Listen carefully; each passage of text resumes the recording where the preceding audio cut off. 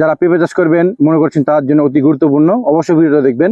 কিছু কথা আপনার মাঝে শেয়ার করবো পেঁপে চাষ সম্পর্কে। আমার কাছে দেখতে পাচ্ছেন যে গাছটি, এটা কিন্তু ছোট একটি হাইব্রিড জাতের গাছ। অনেক পেঁপে ধরেছে গাছটাতে, দেখতে পাচ্ছেন যে খুঁটি দিয়েছে, খুঁটিটা ভেঙে পড়বে।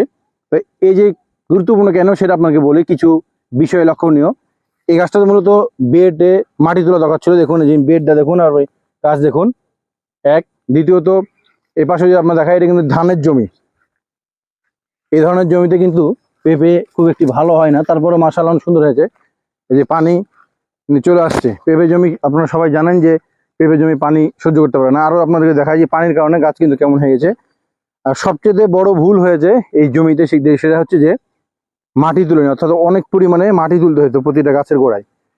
আরও যদি আপনাকে দেখায়, এই কারণে কিন্তু এক ধরনের লস প্রজেক্টের ব্যাপার। পেঁপে কিন্তু অনেক ধরেছে একটা গাছে, দেখুন পেঁপের সাইজ এবং পেঁপে কি পরিমাণে ধরেছে, অনেক পেঁপে ধরেছে। কিন্তু একটু দুঃখজনক বিষয় সেটা হলো, যদি দেখায় যে এই গাছটা ধরেন ভাইরাস হয়ে গেছে, এটা কেটে ফেলতে পারে। যে মাটি দেওয়া হয়নি, মানে গোড়াতে কিন্তু প্রচুর পরিমাণে মাটি দিলে এই জিনিসটা হতো না।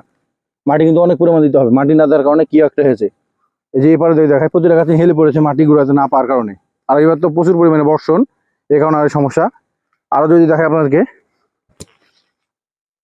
এই যে প্রতিটা গাছে কিন্তু মাটি দেওয়া লাগতো, এটা অনেক আগে দেওয়া উচিত ছিল। এখনো সুযোগ আছে। তা আপনারা যারা পেঁপে চাষ করতে চাচ্ছেন বা পেঁপে চাষ করবেন নতুন, তারা এখন হাইব্রিড জাতের পেঁপে চাষ করার চেষ্টা করবেন। আর অবশ্যই গোড়াতে পর্যাপ্ত পরিমাণে মাটি দিবেন এবং খুঁটি দিবেন। দেখতে তো পাচ্ছেন যে মাটি না দেওয়ার কারণে কি ক্ষতি হয়েছে এই যিনি পেঁপের মালিক তার। বর্তমান কিন্তু পেঁপে একটি লাভজনক ফসল। তো আপনারা যদি চান পেঁপে চাষ করতে, তো অবশ্যই এইসব বিষয়গুলো লক্ষ্য রাখবেন।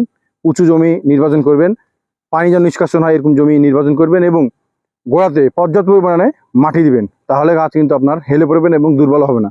আরও যদি গাছ আপনাকে দেখায় যে মাটি না দেওয়ার কারণে কি হয়েছে, দেখেন এই গাছটা দেখেন মাল কত ধরেছে, খুঁটি কিন্তু হেলে পড়েছে, খুব একটা ভালো হয়নি। মাটি যদি দিত তাহলে কিন্তু এই জিনিসটা হতো না। এই যে দেখায় যে মাটি নাই, গাছ হেলে পড়েছে।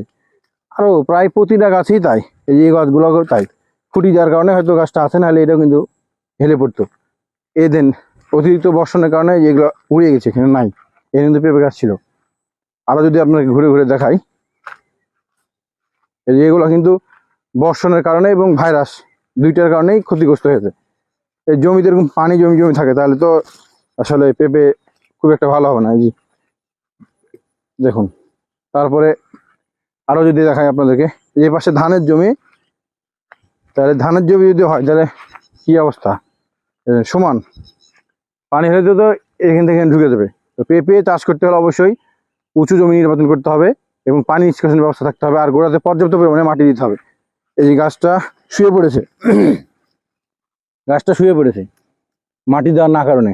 মাটি দিলে কিন্তু গাছটা সতেজ থাকতো এবং প্রচুর পরিমাণে ফলন পেত। তো আপনারা যারা পেঁপে চাষ করবেন অবশ্যই এইসব বিষয়গুলো খেয়াল রাখবেন। দেখা হচ্ছে পরবর্তী কোনো ভিডিওতে। সে পর্যন্ত সবাই ভালো থাকুন, সুস্থ থাকুন। আসসালামু আলাইকুম।